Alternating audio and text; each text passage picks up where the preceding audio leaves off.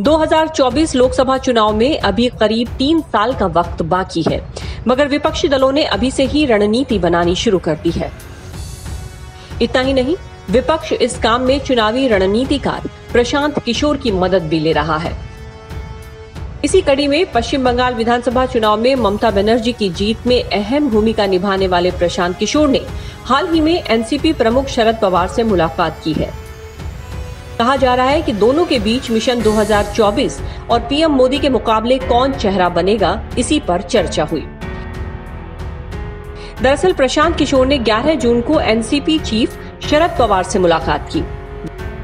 वैसे तो इसे शिष्टाचार मुलाकात बताया जा रहा है, लेकिन खबर है कि मुलाकात के दौरान मिशन 2024 ही मुख्य मुद्दा रहा।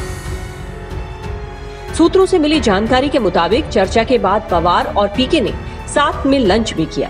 सूत्रों से मिली जानकारी के मुताबिक मुलाकात के दौरान पीएम मोदी को चुनौती देने के लिए विपक्ष के संयुक्त उम्मीदवार पर चर्चा हुई। सियासी जानकारों के मुताबिक पवार से पीके की शायद ये पहली मुलाकात है, लिहाजा दोनों ही चाणक्यों ने एक दूसरे के राजनीतिक और रणनीतिक समझदारी को अपनी अपनी कसौटी पर परखने की कोशिश की है। खास बात यह है कि ये मुलाकात करीब 1.5-2 घंटे चली है। दोनों की इस मुलाकात के दौरान कोई तीसरा बड़ा नेता मौजूद नहीं था। उधर पीके और पवार की मुलाकात को लेकर मुंबई के राजनीतिक हलकों में कई तरह के कयास लगाए जा रहे हैं। प्रदेश के सीनियर नेताओं का मानना है कि पीके और पवार के बीच बातचीत का मुख्य मुद्दा एंटी बीजेपी मोर्चे के नेतृत्व का ही हो सकता है। इसकी 2 बड़ी वजह हैं। एक तो ये कि यूपीए का नेतृत्व सोनिया गांधी या कांग्रेस की बजाय शरद पवार को सौंपे जाने की मांग शिवसेना सांसद संजय राउत पहले ही कर चुके हैं। दूसरी, शरद पवार की संगठन क्षमता और देश भर की राजनीतिक पार्टियों में उनके संबंध उनकी स्वीकार्यता को बढ़ाते हैं।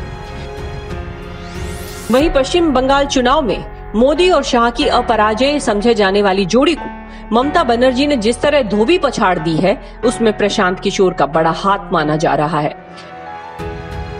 लेकिन इन सबके बीच बड़ा सवाल तो ये है कि अगर एंटी बीजेपी कोई मोर्चा बनता है तो उसमें कांग्रेस की स्थिति क्या होगी? क्या कांग्रेस किसी ऐसे मोर्चे का हिस्सा बनना पसंद करेगी जिसका नेतृत्व उसके पास नहीं होगा? बहरहाल 2024 के चुनावों में अभी लंबा वक्त है। ऐसे में देखना दिलचस्प होगा कि मिशन 2024 के लिए विपक्ष की कोशिशें परवान चढ़ती हैं या नहीं। Bureau report.